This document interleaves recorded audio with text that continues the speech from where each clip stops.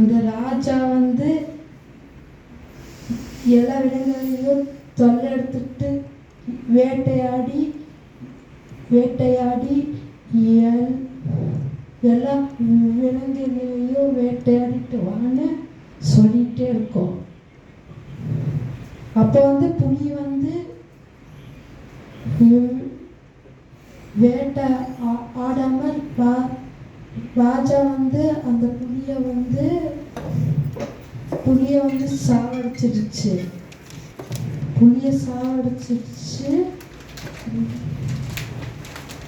அதுக்கப்புறமா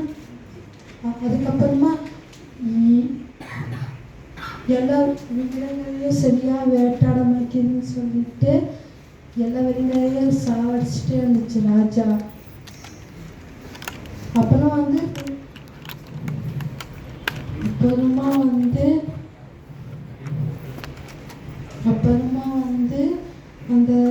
அந்த சிங்கம் வந்து போலீஸ் வந்து பிடிச்சிட்டு போயிட்டாங்க. அப்புறமா வந்து